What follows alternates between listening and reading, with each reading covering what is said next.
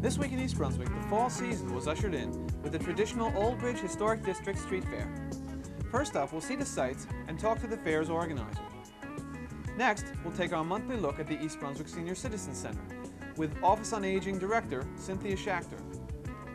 Later, Special Officer Mike Mansfield will offer more pet care advice, and Adrian Eisner will talk about fire prevention on Consumer Aware. We'll have 2 book reviews from the Teen Library Corps, plus Channel 8 programming information and the word on upcoming events in town. All this coming up on This Week in East Brunswick. First, here's the latest information on the East Brunswick teachers' strike. Following negotiations that ran until 5:45 Thursday morning, State Mediator Jack Tillum called for a media blackout, asking that neither side comment to the press on the status of negotiations. Channel 8 cannot show any programming related to the strike until this blackout is lifted. The groups will meet again Sunday at 4 p.m. At present, the schools are quiet following a court-ordered ban on picketing. Now here's a look at next week's Channel 8 schedule. Our programming week begins Monday at 10 with Look Great, Feel Great and exercises for the upper body with Lenore Kulik. Our Town with guest host Rosalind Corpel will look into the world of men's and women's sweaters with retailer Bernie Seaman. This at 10:30, followed by a repeat of This Week in East Brunswick. Tuesday evening at 7:30, John Magliero will learn about what it's like to be the spouse of an East Brunswick athletic coach on Sports Talk, followed at 8 by You and Your Money and a discussion of home ownership options with host Paul Hansen. Wednesday afternoon at 3, East Brunswick's children's librarians will read stories from the library to a group of young listeners. Then at 7:30, Dolly Vasta looks back at the Septemberfest, an expansion of her This Week series. And we'll be back next Thursday with more news and local events on This Week in East Brunswick. Now let's visit the Old Bridge Historic District Fair.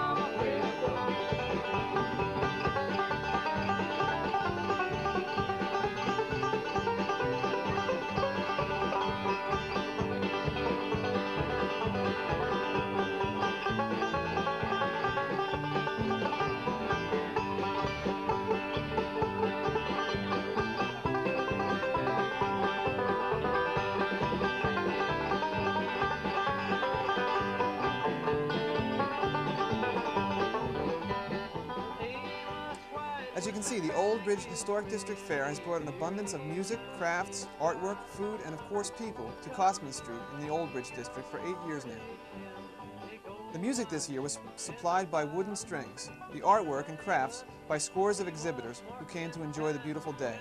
The fair's chairperson was Betty Golgansky. Well, today we have a good turnout in both vendors and people in the street. I'm here with my old friend Twinkie the Kid, and we'll be joined later by Chuck E. Cheese. And thank God it didn't rain and it all went off as scheduled. We always have a rain date and we always hope that we don't have to use it. Today we have handcrafted ceramics and beautiful pillows, and you can find just about anything out there that might do your heart good for a present for your mom or a Christmas present for your girlfriend. We have a good variety today to choose from. We have good music, good entertainment all day. One of the booths at the fair dealt with the proposed redevelopment of Main Street. Township historian Richard Wadling explains. One of the display booths here at the fair today is the large panel that we see here. This is the redevelopment of Main Street as proposed by the Preservation Commission and the Neighborhood Preservation Program. This is Applebee's General Store, which was built in 1826 and still stands. This is how it looks today, and this is what it is going to be rebuilt as, hopefully, in the near future. And we also have another section of Main Street next to it, which is currently a parking lot, or excuse me, a used car lot. And what is proposed is a nice parking lot for future commercial shops along Main Street. And what's currently a gas station down at the intersection of Old Bridge Turnpike and Main Street, we'd like to turn into a nice professional building and beautifully landscaped. These are all our plans, and I hope you can support us in making them come to fruition.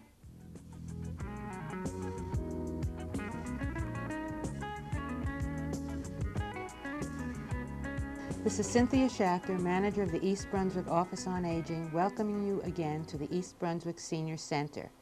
Many of you may have seen our first program on This Week in East Brunswick, introducing you to the Senior Center, showing some of the programs, and announcing activities for the month.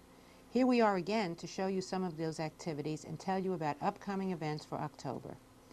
This is our weekly exercise class held on Tuesday afternoons from 1:45 until 2:30. As you can see, the exercises are not too strenuous, but do help us keep in shape. 2 or 3 times a week, a hot lunch is prepared by dedicated workers who volunteer their time and talents for a busman's holiday, a day in the kitchen. While coffee and tea are available every day, lunch is served Tuesdays and Thursdays and on the first and third Wednesdays of the month.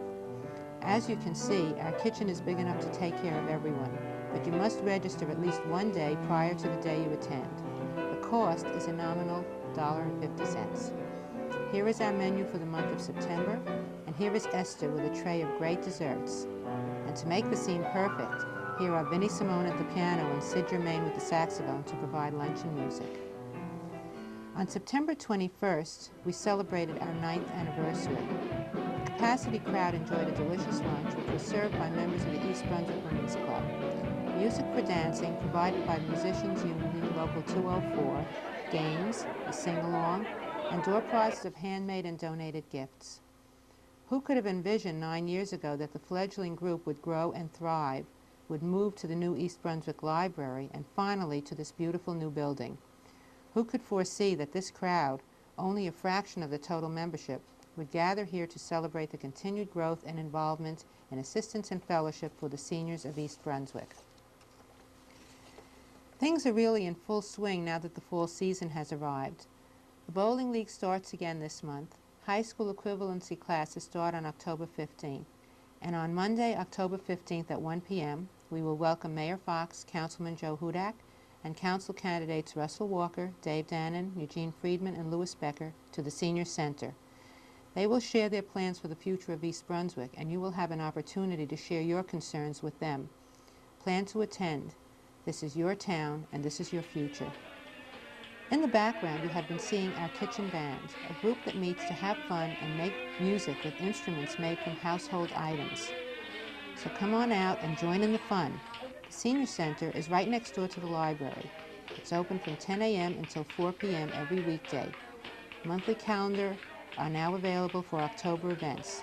If you have any questions, call the Senior Center at 390-6896.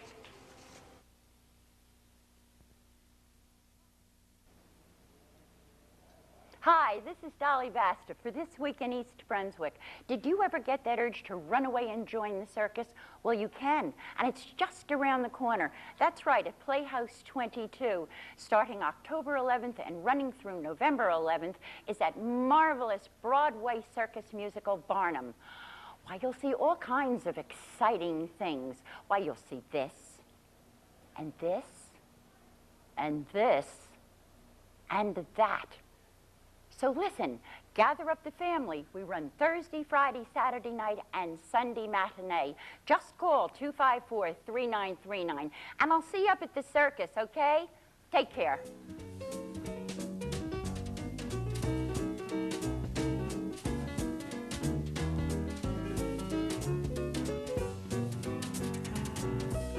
Hi, my name is Philip Motard, and I'm doing a review on the book The Girl Who Wouldn't Get Married by Ruth Belov Gross.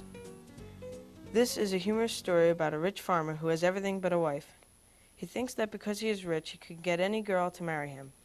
But he is wrong, because the girl he chooses to marry doesn't want to get married. The pictures are lively and almost as funny as the story itself. Preschoolers will enjoy having this story read to them. First through third graders may enjoy reading the book on their own.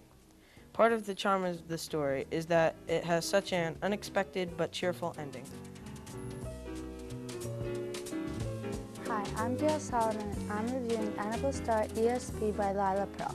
The setting for Annabelle Star ESP is a small suburban town. The story is told in such a way that you actually feel as though you were there. The characters are exciting and very realistic, but in no way stereotyped.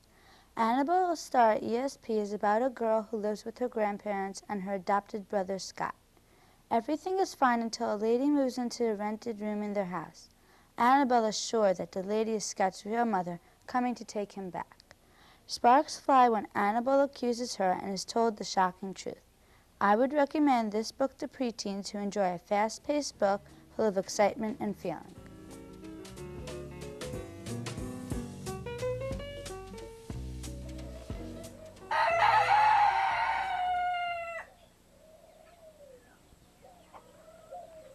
How do you do? I'm Special Officer Mike Mansfield with East Brunswick Animal Control.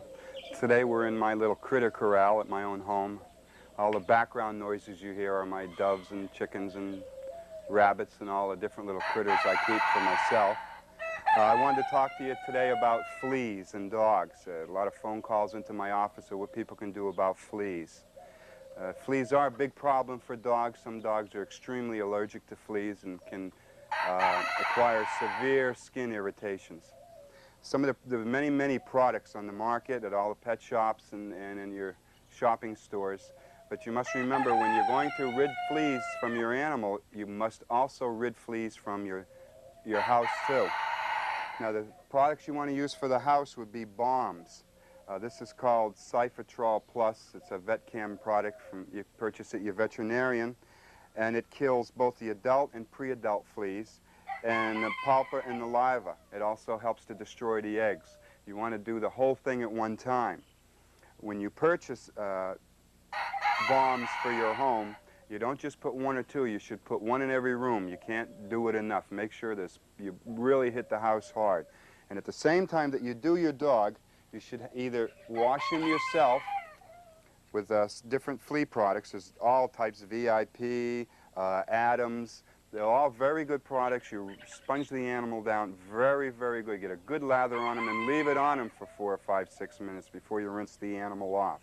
And that will rid the animal of the fleas. You can also spray your dog periodically.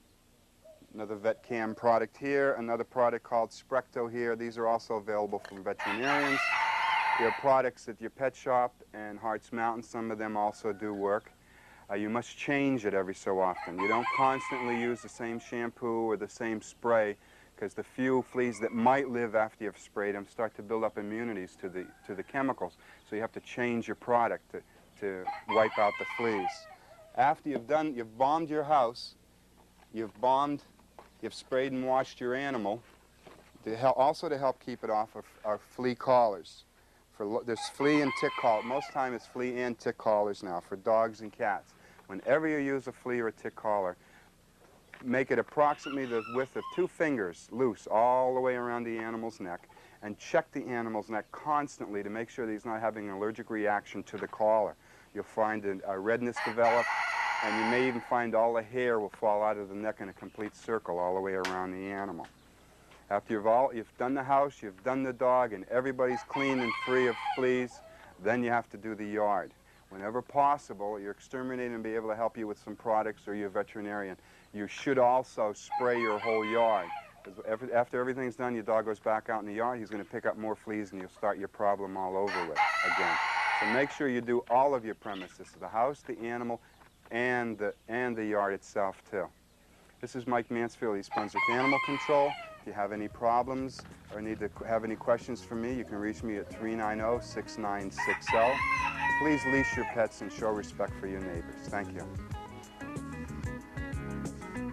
Coming up this weekend are a few events at the fire companies in town. For those of you watching Thursday night, there's still time to catch Friday night's Chinese auction at the Brookview Volunteer Fire Company. The Brookview Ladies Auxiliary are sponsoring the event, which begins at 7 p.m. on Friday. Admission is $2. Brookview is located on Dunham's Corner Road and Church Lane. The East Brunswick Independent Fire Company at Riders Lane and Dunham's Corner Road will be holding their annual fire prevention open house this Sunday, October 7th, from 1 to 4 p.m. Refreshments and fire prevention literature will be available, plus the annual fire extinguisher demonstration on Dunham's Corner Road at 3:30. Now let's join Adrian Eisner for some more information on fires and fire prevention.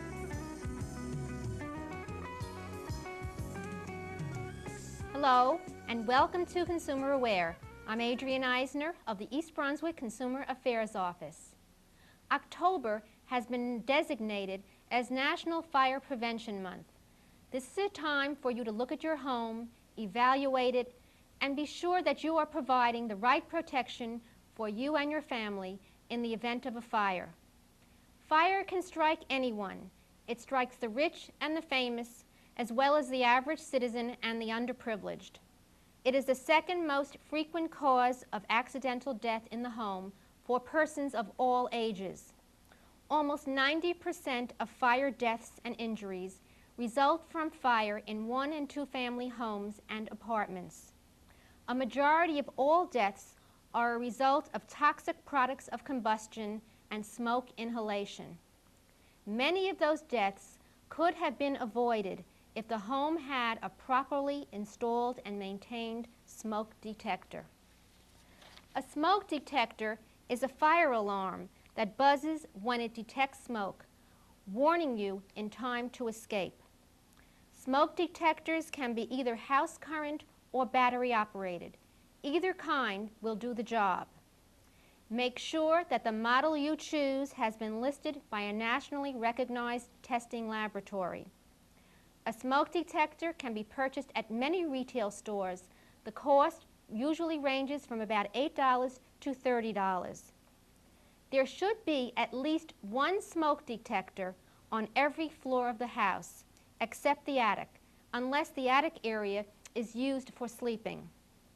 Additional detectors will significantly increase your chances for survival. If you can handle a screwdriver, you can install a smoke detector. Read the instructions that come with it for advice on the best way to install it. Smoke detectors should be placed near bedrooms, either on the ceiling or 6 to 12 inches on the wall below the ceiling.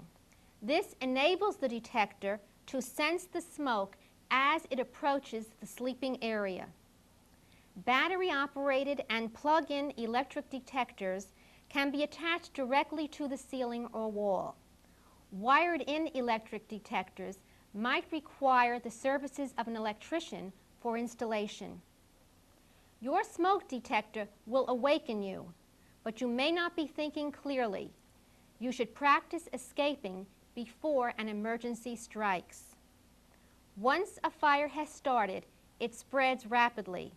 You may have only seconds to get out of the house. Normal exits from the bedrooms may be blocked by smoke or fire. It is important that everyone in the family know exactly what to do. Identify escape routes. Plan 2 exits from every room. Second-story windows may need a rope or chain ladder to enable occupants to escape safely. Choose a meeting place outside so that you'll know that everyone has escaped. Your smoke detector must be maintained properly to protect you and your family with the right amount of protection. Replace batteries and bulbs according to the manufacturer's directions. Also, your detector should be tested periodically to make sure that it works properly. Protect your family from fire. Purchase 1 or more smoke detectors. Install those detectors properly. Identify escape routes and practice escaping. Maintain your detectors. Surveys have shown that a common reason given for occupants not having a detector in their home is a lack of interest or simply not thinking about it. Now is the time, especially during National Fire Prevention Month, to take the time to look over your home and purchase smoke detectors and install them wherever necessary. If you have any questions about the purchase or use of smoke detectors, you can call us at the East Brunswick Consumer Affairs Office. We're in there in the municipal building daily from Monday through Friday. Our telephone number is 390-6954. Thank you for joining me on Consumer Aware.